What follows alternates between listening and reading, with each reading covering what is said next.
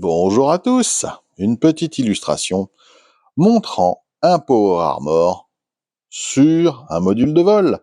Voilà pourquoi je vous ai dit que la précédente vidéo avec le Berlon était la dernière des Power Armor, c'est parce que celle-ci c'est un ensemble Power Armor plus Buffire. Nous sommes ici sur la gamme Dorvac Action, c'est un original de chez Gunze, c'est le numéro 27, donc le dernier à être sorti officiellement.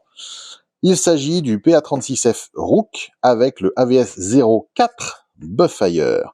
Je vous ai présenté déjà le AVS 03. Ici, c'est le 04. Est-ce une évolution? Est-ce une erreur de numérotation? Ils se ressemblent en tout cas.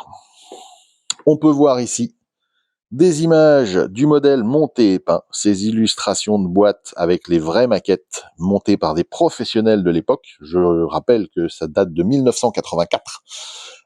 Sont tout simplement exceptionnelles pour l'époque. Il y avait déjà du gros niveau. Vous voyez? Donc le petit module de vol avec le gros PA36 derrière, qui lui bénéficie d'un module de vol qu'on a déjà vu, d'un module jetpack qu'on voit ici, qu'on a déjà vu sur une autre vidéo d'unboxing. Et voici l'illustration avec une photo. Elle est juste magnifique. Vous voyez le module en question? Avec le module avec le F12 Cupid. On va regarder dans la boîte. Alors la boîte est beaucoup plus épaisse que les précédentes, mais c'est normal, parce qu'il y a quand même quelques grappes dessus. Nous avons ici une cartonnette, voilà, avec la description sur une illustration qui est fort sympathique. Tout écrit en japonais, heureusement quelque part. Une notice qui n'était pas au fond, moi je prends la boîte telle que je l'ai reçue. C'est du 1/24e, comme tous les Power Armor de chez Gunze pour Dorvac. Nous avons ici tous les placements des décals et les indications de peinture. Toujours sur un modèle qui a déjà été monté et peint à l'époque. Donc on peut voir les effets d'usure réalisés à l'époque par les maquettistes talentueux. On attaque le montage par les éléments qui vont venir ensuite sur le Power Armor, le canon, le backpack. On monte, le Power Armor en question, toujours de la même manière. Des carénages qu'on a déjà vus.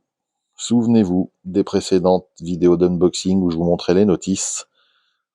Les bras, les jambes, et oui. On rassemble le tout et on obtient le Power Armor avec son module de jetpack. Ensuite, on passe à l'assemblage du module de vol, donc le Buffire, qui cette fois-ci ne semble pas électrifié. Souvenez-vous, sur la précédente review, avec le Buffire, on intégrait directement des diodes. Ici, cela ne semble pas être le cas, mais comme les moules sont les mêmes, c'est toujours faisable. Il suffit de le câbler de la même manière que ce qu'on avait câblé le précédent.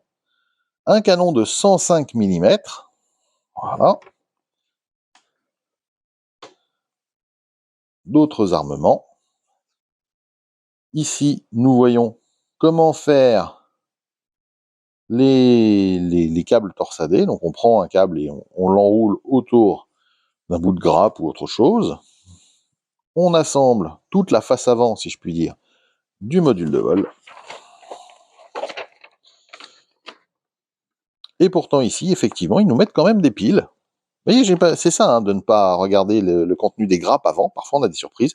Il semble qu'il y ait quand même, effectivement, de quoi faire de l'éclairage. Et vous m'envoyez ravi. On remplacera simplement les ampoules de l'époque par des diodes quand on le pourra. On éclairera peut-être mieux. Ensuite, on met le Power Armor en place. On met les munitions dans le canon. Et on peut tirer avec. L'ensemble des boîtes de la série Gunze et vous reconnaîtrez normalement tous ceux que je vous ai présentés depuis le début de cette série de reviews. Et vous voyez, ça en fait un peu. Derrière, le placement des décals et des peintures. On y voit mieux également sur cette vue-là. Et vous voyez, il y a quand même du beau détail sur ces kits. On a fini l'analyse de la notice. On va passer maintenant à la découverte des grappes dans leur sachet, comme d'habitude. Et effectivement, si j'avais fait attention tout à l'heure, on l'aurait su. Il y a ici des contacts électriques, du câble électrique. Il faut rajouter les ampoules ne sont pas fournies. Ça donnera l'occasion donc de le câbler avec des diodes et peut-être d'autres types de piles un peu moins lourdes. Les décals, comme d'habitude, en bon état, resteront à scanner. Du beau détail sur ces grappes avec des éléments qu'on a déjà vus, pas assemblés sur les mêmes mécas, mais qu'on a déjà vus sur d'autres boîtes. Des couleurs différentes, mais des grappes très très propres avec des moulages très précis de la part de Gunze. On a ici une gravure en relief que je ferai peut-être en creux, parce que ce sont des formes simples, c'est pas très grand, et ça rendra beaucoup mieux, je pense. Ici, le Power Armor, avec un moulage entre guillemets bicolore. On a des jambes rouges, un torse, enfin des cuisses et un torse qui sont gris clair, des polycaps, la colle, d'autres éléments de décal. Voilà. Donc ça vient du G803 ou 124, donc là on est simplement sur le PA36 normal.